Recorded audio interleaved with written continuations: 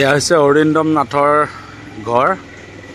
এই গৃহৰ পৰাই তেওঁ আজি খুব সুন্দৰকৈ 6টা ছাবজেক্টত ডিষ্টিংশ্যন লৈ পাছ কৰিছে। আজি তেওঁৰ কিছু পৰিৱেশ আৰু তেওঁৰ কিছু খবৰ ল'বৰ কাৰণে আজি উপস্থিত হৈছোহি এই ঠাইত। মেট্ৰিকৰ ৰিজাল্ট দিলে, ৰিজাল্টত যথেষ্ট সুখীয়ে হৈছোঁ বাৰু। লেটাৰ গোটেইকেইটাতে পাইছে, ভবা নাছিলোঁ গোটেই লেটাৰ পাব, কাৰণ সমাজ অধ্যয়নৰ পৰীক্ষাটো ভাল হোৱা নাই বুলি কৈছিলে। তথাপিতো তেওঁ 6টাতে লেটাৰ ডিষ্টিংশ্যন সহ উত্তীৰ্ণ হৈছে। বহু কিবা ক'বা?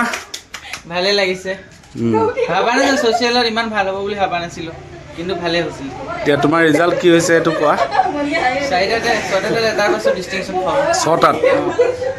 আৰু এনে তুমি কি ক'বা এতিয়া বাকী আমাৰ যিসকল উঠি অহা ল'ৰা ছোৱালী আছে তেওঁলোকক কি ক'বা? কম আৰু ভালকৈ পঢ়ক আৰু নিয়মীয়াকৈ পঢ়ক। বাকীবিলাক ছাবজেক্ট মানে প্ৰতিটো ছাবজেক্টৰ সমানে কষ্ট কৰক। আৰু তুমি এতিয়া ক'ত পঢ়িবলৈ ইচ্ছা তোমাৰ? মই নগাঁৱত পঢ়িছোঁ, গুৰুকুল গ্ল'বেল একাডেমীত এডমিশ্যন ল'লোঁ অলৰেডি। এনে তোমাৰ ভৱিষ্যত কি হোৱাৰ পৰিকল্পনা?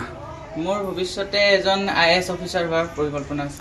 ধন্যবাদ, তোমালৈ শুভেচ্ছা থাকিল। তুমি ইমান ধুনীয়া এটা ৰিজাল্ট কৰিছা। তাৰ লগে লগে সামগ্ৰিক পৰিৱেশটো মই দেখুৱাই দিছোঁ। এয়া তেওঁ হৈছে মাক ডালিমী দেৱী। বাইদেউ কিবা ক'ব?